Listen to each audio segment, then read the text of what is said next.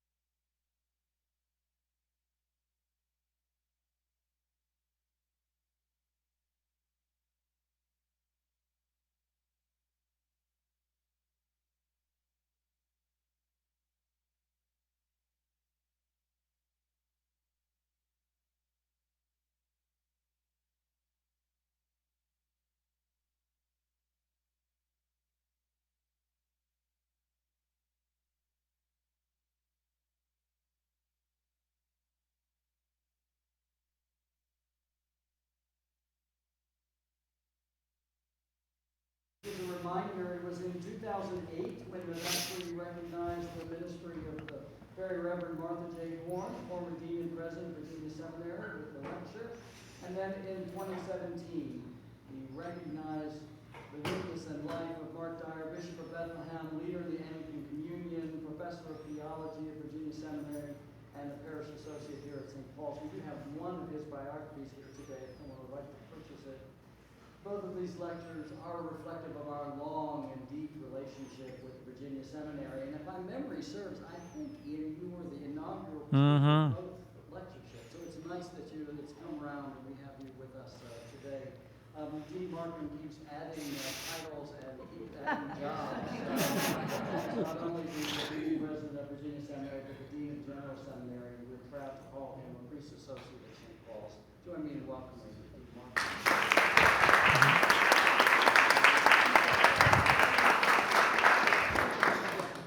Thank you, everybody. It's a joy to be here. It really is. And, this is such a remarkable parish, and it played such an important role in my own formation.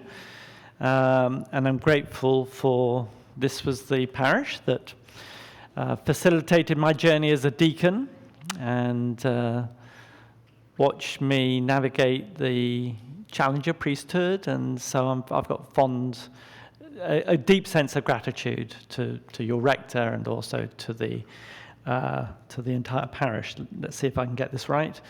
And I want to just also take this opportunity to express my gratitude to Martha Horn. Martha, of course, was my predecessor at Virginia Theological Seminary, and more recently she was the co-chair of our bicentennial capital campaign. And my debt to you, Martha, is enormous. So it's a privilege to be here on this occasion. And Bishop Mark Dyer, I love the guy. He was, every single time I think about the Orthodox Christian dialogue, which I do weirdly from time to time, I always remember the lovely story of Mark Dyer in front of all those Orthodox bishops and primates, Nicaea and Chalcedon, they were all in front of him, and he said, well, I trump you all. I'm the Bishop of Bethlehem, the source of... and he shaped my theology in important and key ways. So it's an honor to do these lectures in recognition of them both. So conspiracy theories... basically, let's just quickly define what we're talking about when we talk about a conspiracy theory. It's a challenge to the official narrative, and if you are a believer in a conspiracy theory, you know the truth, you know the secret that's behind the official narrative. There is some sort of shadowy group which is part of the narrative that's manipulating events, and as a result, misleading the people. And those three conditions are what most people in the literature identify as the core of a conspiracy theory. A conspiracy theory, incidentally, can be true. The Nazis, for example, blamed the Jews for the Reichstag fire. That was then the people who believed the conspiracy theory were right in challenging the official narrative. So conspiracy theories are complicated, and sometimes a conspiracy is really taking place. I did originally going to inflict on you 3 trailers for movies, but when I thought about it, it was a bit too much. My wife said, no, excuse me, Ian, they want to hear from you, not 3 trailers for movies. But let me just say, one thing I think's absolutely essential takeaway is nobody's immune from the possibility of believing in a conspiracy theory. The number of people I met who thought the firm was responsible for the death of Lady Diana, so there are plenty of conspiracy theories, and you'll often find there's a sort of personality attraction to certain types of conspiracy theories. So progressive Christians really got into the Da Vinci Code when that came out, and the whole thesis that Jesus settled down with Mary and Magdalene, moved to the south of France, had lots of children, and there's a bloodline that has some significant power. That attracted a significant percentage percentage of people who were suspicious about the Roman Catholic Church, worried about Opus Dei, found it sort of credible that Jesus ended up settling, and why not the south of France? I mean, who wouldn't really? And then, of course, when it comes to the election, the most serious of the conspiracy theories was that there was significant electoral fraud. The official narrative has denied that truth. Here I am going to show you the trailer to a movie entitled 2,000 Mules.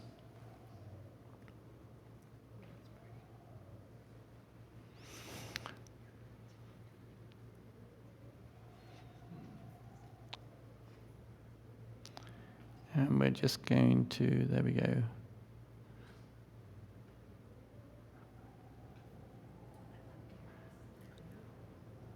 Extensive and inclusive voter fraud organization in the history of American politics.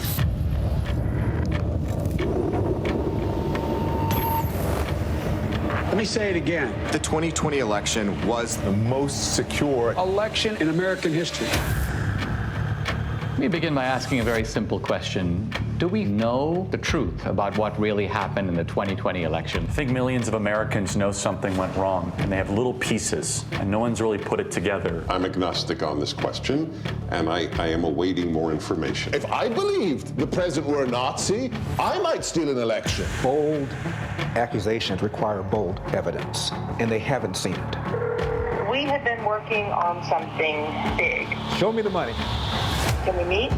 I've been working with Greg Phillips. He has a deep background in election intelligence. True the Vote has the largest store of election intelligence for the 2020 elections in the world. No one has more data than we do. We identified in Atlanta 242 mules that went to an average of 24 drop boxes. But Philadelphia alone, we've identified more than 1,100 mules. What is a mule? Person picking up ballots and running them to the drop boxes. This is not grandma out walking her dog. Bad backgrounds, bad reputations. They are interested in one thing, that's money. And in no shape, in no way, in no time is that legal. This is organized crime. Do you have video evidence? 4 million minutes of surveillance video around the country. What you're about to see is disturbing. So this is 1 o'clock in the morning. Don't we all vote at 1 o'clock in the morning? On one night, this person, this mule, went across 6 counties to 27 different drop boxes. I call it the Mexican mafia, seriously, because they work like that. This is jaw-dropping. What you showed is frightening. It's just sickening to me. Now we come to the most important question of all. Was the magnitude of vote trafficking enough to tip the balance in the 2020 presidential election? It's not a leap to say this would have made a difference. They have ruined Election Day in the United States of America. That's provable. And that's enough for me to fight the left with every fiber in my body. Without free and fair elections, we are not a democracy. We are a criminal cartel masquerading as a democracy. 2,000 Mules. In theaters May 20th.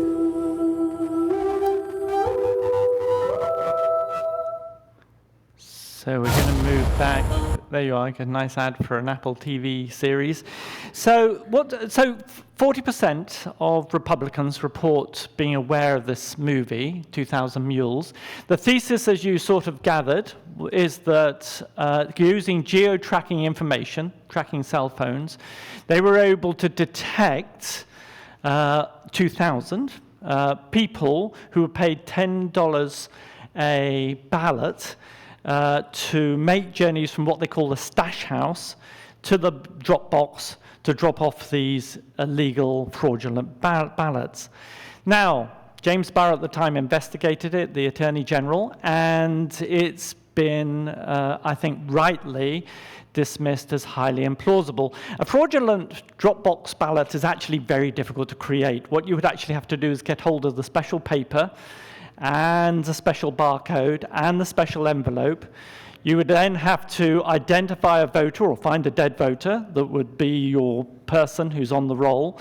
You would then have to forge the signature and persuade an electoral official to accept that ballot, and you would have to do it 400,000 times. That was the claim of the movie. So, and geo-tracking data is very unreliable. Drop boxes are in, public areas like libraries, and all they were doing when they identified a mule is that they made regular trips near the drop box. Well, of course, if you just happen to be a person who likes going to the library, you will be on record as passing the drop box frequently. And the surveillance video was actually, they never made the 400 minutes available to anybody. One of the instances on that trailer sued the distribution company, and they came to a very handsome settlement because he literally was just dropping off the ballots of his family and was able to sue and came to a settlement.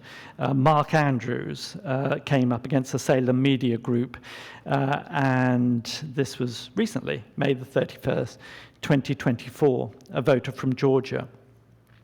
So that is, it's a professional movie. It's very slick. It's got all the genre of talking heads, authorities. You can sort of see how effective it's been in making people very skeptical about the accuracy of our elections. Now, just in case you imagine it's only those on the right who are guilty of such a worldview, we aren't going to show this trailer, but this is a significant and widespread conspiracy theory primarily believed by those on the left, and it makes the claim that 9/11 was an inside job. It was organized by the Bush administration. It was done so by the neocons because they wanted an excuse to invade Iraq. And you have this highly slick, very nicely presented documentary feel that purports to explain how 9/11 took place and the evil nature of 9/11. Okay, so let's stand back, and what we're going to do next is we're going to look at, I think, the paradigm of conspiracy theories, which is the Protocols of Zion, and then the paradigm of electoral conspiracy theories, which is QAnon, and then we're going to explain how church is the solution, because that's how all Dire Horn lectures must end up. Okay, right. So, the most destructive conspiracy theories is the Protocol of Zion. So anti-Semitism has its roots in the so-called parting of the ways between Christianity and Judaism. From the seven woe to the Pharisees of Matthew 23 to the vitriol of St. John Chrysostom, who called the synagogue the temple of demons, the cavern of devils, a gulf and an abyss of perdition, to a very intemperate tract from Martin Luther entitled On the Jews and Their Lives. Christian anti-Semitism or Christian anti-Jewishness is an important part of the context for the Protocols. Now, the journey to the Protocols is a text that starts in the 1840s. It's interesting, initially it was the Freemasons who were the problem. Eckhart, in 1848, a German publicist, explains how Freemasonry is behind the various revolutionary movements and are plunging the masses into barbarism. And then in 1862, a Roman Catholic periodical in Prussia added the Jewish presence to the narrative. Then you have a novel under the pseudonym of Sir John Ratcliffe, where we have a secret nocturnal meeting held in a cemetery during the Feast of the Tabernacles, and the heads of the 12 tribes of Israel are all present. And then finally in Russia, you have the publication that became known as the Protocols. Now, what are the Protocols about? Well, the scholar Norman Cohen says they're not easy to summarize, for the style is turgid and diffuse. The argument is tortuous and illogical. With perseverance, one can, however, distinguish three main themes: a critique of liberalism, an analysis of the methods by which world domination is to be achieved by the Jews, and a description of the world state which is to be established. So here's two of the Protocols. Now, what's interesting about the Protocols is, so you've got to imagine, apparently there is a representative of every tribe still functioning in the 19th century. They gather in the secret meeting. There's lots of really interesting literature on the different narratives about how these minutes from these meetings got leaked to the broader world. But what you get as a theme of the protocols is everything that happens is because of a Jewish shadowy hand underpinning things. So you have the standard critique that the Jews are behind the media, Protocol 2. And then in Protocol 5, even private agreements, there's a Jewish presence operating behind the scenes. And then in Protocol 9, even anti-Semitism or anti-Jewishness is actually being permitted or organized by Jews, okay? And then in Protocol 10, universal suffrage, access to the vote for every single person, that is all part of the Jewish plot to erode and destroy the state.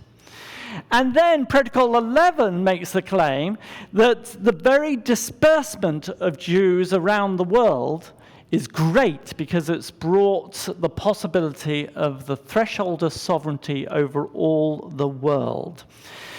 Now, this is, of course, a deeply destructive conspiracy theory.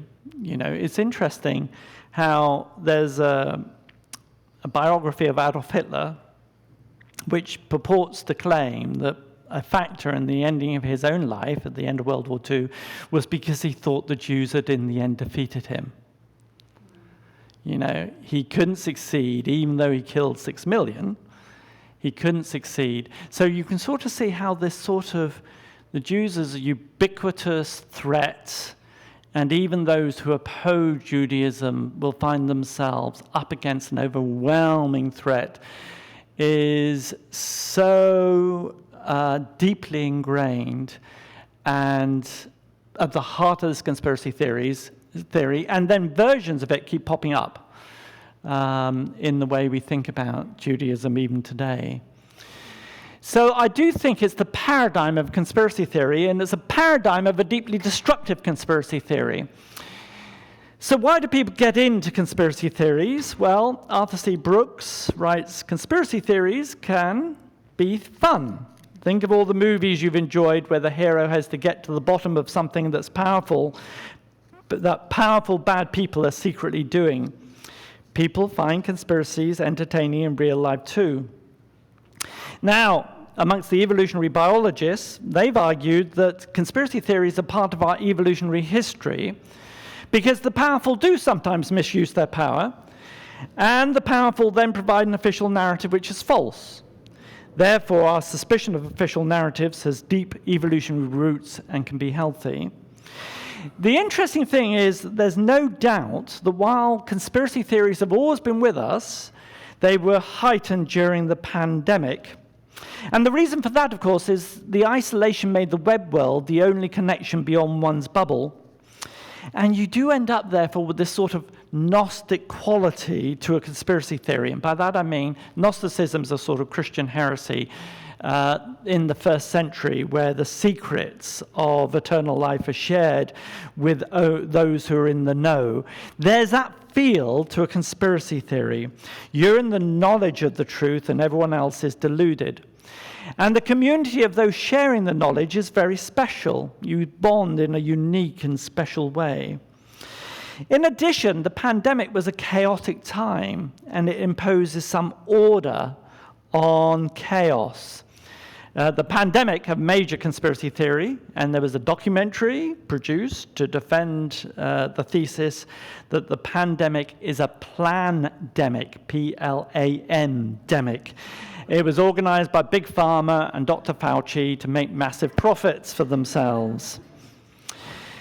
The danger, of course, is that conspiracy theories might be fun, they might build community, and they might impose order on a chaotic world, but the conspiracy mentality, where one constantly searches for an alternative pattern to the official narrative, is dangerous. The protocols were a factor in the Holocaust. Pizzagate led Edgar Madison Welsh getting a 4-year sentence for his trip to Comet Ping Pong on December the 4th, 2016, where he fired multiple shots. Okay, so if the paradigm of conspiracy theories is Protocol Zion, I think the paradigm of election season conspiracy theories is QAnon. So let's go to QAnon just for a moment. So QAnon is just incredible.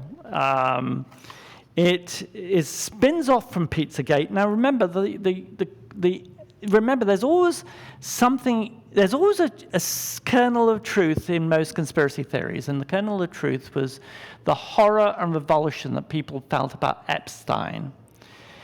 And here you had this wealthy entrepreneur who was clearly involved in exploitation of young women. And then you discover, as you dig a little, the deep connections around him, from Prince Andrew in the UK to all sorts of political leaders in the United States. And then you spin further out from that, the mysterious death, okay, you know, the suicide. So this is often the kernel of truth, that there are people of power who live in highly inappropriate ways. So what you ended up here, you go to the parts of the internet that I'd never been before, until my son one day said to me, "You want to see a Q post? I can show you where a Q post is." And then we ended up on 4chan, and then 8chan, and 8kun, and probably, incidentally, the people behind QAnon were probably the people responsible for these different channels. These are, apart from things which are explicitly illegal, they basically permit everything, so they're pretty ugly in terms of their discourse. The claim is you've got Q clearance, so you're very, very senior, you have access to information that other people do not have. The guy is a patriot, and what they do is they provide little drops, they call them drops. Here's a Q post. So now this is interesting. You know, it's like the conspiracy theory is deliberately enigmatic. You have to actually be in the know to understand the drop. And they call those who interpret the drops the bakers. So it's understood you need people to interpret what's going on. And here you have this highly enigmatic post, all about the relationship between Loretta Lynch, Obama. The subtext here is all to do with why wasn't there a proper investigation of Hillary Clinton's email abuse. And then you have the reach of this. I mean, it is vast. RPPI, which is the Public Religion Research Institute, in February 22, identified 17% of Americans are still QAnon believers, and they used three assertions to test that. The first assertion is the government, media, and financial sector are controlled by a group of Satan worshipper pedophiles who run a global child sex trafficking operation. Do you agree with that? The second is there's a storm coming soon that will sweep away the elite in power and restore our rightful leaders. And the third is because things are so off track, American patriots might have to resort to violence. And this is where you get that 17% of Americans still talk in these sorts of ways. And there's no single defining characteristic of the group. It includes Harvard graduates and executives. So there you have the key themes. The top Democrats are in a cabal that runs a criminal conspiracy. They molest children. They even actually eat some of their victims to get a life-extending chemical. And Donald Trump was recruited by top military generals to be president, to bring these corrupt leaders to justice. And Donald Trump, in October 2017, said he's inclined to be a little enigmatic sometimes anyway, and in this particular moment said something that actually became almost a significant part of the movement. He was standing near some military generals and he said, "You guys know what this represents? Perhaps it's the calm before the storm." Okay, so how do we explain all this? Well, Kurt Anderson, in his book Fantasyland, How America Went Haywire, he argues that it's religious sensibilities, it's all those people going to church, who are the problem. Because if you're religious, you already believe in an invisible force, namely God, guiding events. And so it's a small step from that belief in providence to end up believing in invisible forces, namely the Jews or QAnon guiding events. He blames religion for the fact that we have this propensity to conspiracy theories. Anderson is, in my judgment, completely and utterly mistaken. First, conspiracy theories are not simply the domain of the religious. 9/11 truthers and Da Vinci Code believers are often very secular. Second, while all of us, both today and historically, are attracted to certain conspiracy theories to some degree, the range, extent, and depth of contemporary conspiracy theories is higher and wider than ever before. And conspiracy theories thrive in Europe, which is deeply secular. So I want to turn Anderson's thesis around and proffer the following hypothesis. Conspiracy theories are feeding on a sense of isolation and alienation created by secularization. Now, secularization is a contested and in many ways problematic term. I'm using it in a fairly traditional way. Sociologically, it's a reference to the collapse of religious civic life. We don't belong and we don't go to church as much as we used to. And intellectually, it's increasingly skepticism about faith. And I want to suggest that the collapse of religious civic life will breed conspiracy theories. The sense of belonging that church can provide is being replaced by the online community of like-minded conspiracy advocates. Two symptoms of our crisis are apparent, namely the decline in the belief of the American dream and the epidemic of loneliness. Now let's turn to the belief in the American dream. Again, this can be a problematic concept. Many African American scholars have, I think, rightly pointed out that this concept has more value to the majority white population, given the widespread prejudice and racism that often impedes progress for persons of color. So we do need to navigate the concept with some care. It has its roots in the 1931 book by James Truslow Adams entitled The Epic of America. It's a rapid gallop through American history. Adams believed that one distinctive feature of the American experiment is that the hope is that all individuals, regardless of their socio-economic status of origins, can achieve their full potential and be recognized for their abilities. The idea is that America is a meritocracy where opportunity is open to all and where hard work will be rewarded. Now, this is a powerful and pervasive part of the American identity. It's part, to use Bella's term, of America's civil religion. And although it might be true that the majority of most zealous believers were those who came from nowhere and made it, it remains a rhetorical power, and certainly for immigrants, an important part of why they want to settle in the United States. But the data is clear. According to the Pew survey of 2024, 53% of Americans say it's still possible, so just over half. 41% of Americans say it was possible once, but no longer, and 6% of Americans say it was never possible. Turning now to loneliness, Mark Elias, in May 2024, documents 49 facts around loneliness. The first is that over 60% of adults in the United States report feeling lonely, and the second is that young adults between the ages of 18 and 22 are the loneliest age group. That's actually changing the happiness curve data, which is, I think, really serious because, so the happiness curve data, just to remind you all, for decades, right up until, 5 years ago, the two happiest years of your life for the average American is 29 and 69. So basically, adults go from 18 to 29, and what's not to enjoy? College, settling down, your future's ahead of you, you're fit, you're well. Then, life gets complicated. You have responsibilities, you have to pay for your own cell phone, you go all the way down to your 40s and 50s when you're most miserable, right? And that's because you're worried about elderly parents, you're worried about your kids, half of America's got divorced. And then you come out of it, and actually, the 60s can be really good because you're then resigned to the fact you're not going to be the quarterback for the Patriots, and your life was what it was, And 69 is your second happiest year as 29, and then basically it's all health related.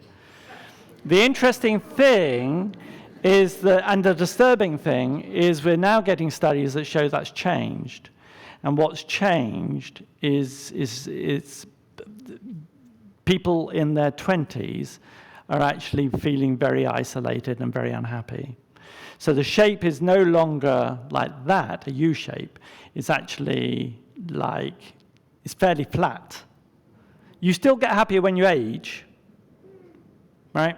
Yay, I'm 62. Okay, right. But this is very worrying, distinctive trend. Okay, so what's the faith-based response? Well, it won't surprise you to know the answer is church. Church should be the most intense form of community available. It should be a vehicle that overcomes loneliness. The interesting thing about internet communities is there's no pluralism in them. So in other words, what you do is you gravitate to people who share your obsession, and that can be sometimes quite a healthy obsession, potted plants, or it can be a disturbing obsession like QAnon, okay? So the thing about church is because our sharedness is eternity, we gather and there's genuine pluralism, right? So I support Liverpool Soccer Club and I quite like the Yankees, and mix it up with other people who love Manchester United and think Boston Red Sox are great. So that's the joy of church, is that there's pluralism. And therefore, the New Testament church, of course, used to include love feasts, agape feasts, Jude chapter 1. And I love that moment in Paul's letter to the church in Corinth when he's chastising them all about the misuse of the Eucharist because some people are going hungry and others are getting drunk.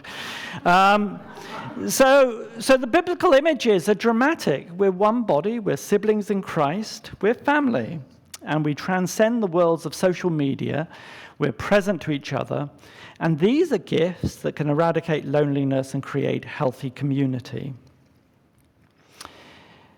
Now, I want to go a bit further. It's not just church helps with community, but also our theology of the world can help with our commitment to the truth. An intellectual commitment to the reality of God creates a framework that creates a certain discipline in evaluating one's beliefs about the world and what is happening in our political sphere.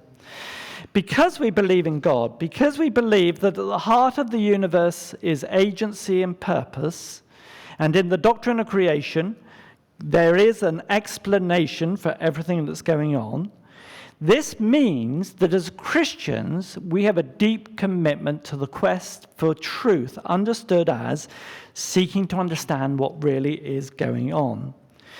And that's because in a God-intended and shaped world, there are always explanations for everything that happens. Often these explanations are complex and difficult. They're sometimes sociological or political or psychological or scientific, and sometimes spiritual. And sometimes the explanation is a combination of all the above, and there are always better and worse explanations. So grounded in this metaphysic, we exercise our minds to seek the truth about the world. In philosophy, I'm sympathetic to a movement known as virtue epistemology. It was Ernest Sosa in the 1980s that suggested that the act of knowing should be shaped by the quest for the virtues. So in the same way as virtue ethics focuses on the work of the formation of character, so people habitually learn to discern the good, so virtue epistemology focuses on the work of the formation of thinking so that people habitually learn to prioritize the quest for the truth. So Christians, properly grounded in the gospel, need to take the act of discerning the truth deeply seriously. And this has 4 components. The first is the need to use our reason in evaluating the options. The second, the need to be self-aware of our bias and background. The third, we need to view it as an obligation to find the best possible versions of arguments that we do not affirm, so we take the alternative possibilities seriously. And the fourth, we need to engage in conversation with each other. I think if we operate on those 4 principles, you're more likely to work out when perhaps the conspiracy theory is true. So yes, it is likely that the COVID was a result of a lab, even though initially that was denigrated as highly unlikely in the official narratives. So sometimes the conspiracy can be true. Other times this is very implausible, such as the 2,000 mules. I think it's possible that Jesus was married. I don't think it's very likely that Jesus settled in the south of France. And I don't see any reason to worry about bloodlines. Do you know, I do find that bit so interesting, because one interesting thing about our we have a reparations project at the seminary, and we're doing an analysis of persons exploited in either slavery or segregation, and so therefore we're doing a study of, you know, this human life labored on the campus and was never appropriately compensated. Who are their descendants? And I'm learning a lot, tons about demography, and trust me, if Jesus had kids, about 2/3 of Europe would have a little bit of Jesus blood. So don't sweat it. You know, it's like, yeah, okay. It's, yeah, I must focus. I've got to. Okay, so I do want to move from the theoretical to the intensely practical, and I want to commend the News Literacy Project, which I think Tucker's involved in, which creates resources for schools, and yes, churches should be using these resources as well, that enables appropriate judgments about the world. It's an all-encompassing. So what we need to have in response to this moment is an all-encompassing project. It's part theological, part sociological, let's all get back to church, and part education. In conclusion, everybody's relieved when the speaker finally says those words. The internet is a world where everyone is a content provider and everyone is a consumer. The algorithm used on our social media apps is morally indifferent. The goal is to maximize presence on the app and steer targeted advertising to the user. In this internet-driven world, conspiracy theories have a greater reach than ever before. The result in the United States is deep and intractable polarization, which is increasingly destructive. Social media is, by definition, isolating. So a social media community around a conspiracy theory is deeply attractive to those involved. I want to suggest, regardless of the results in early November, our task as a Christian community is to lead in advocating for Christian renewal. We need to recover face-to-face connection and Christian community, and we need to learn afresh that seeking the truth about our complex world is a deep Christian obligation. Thank you for listening.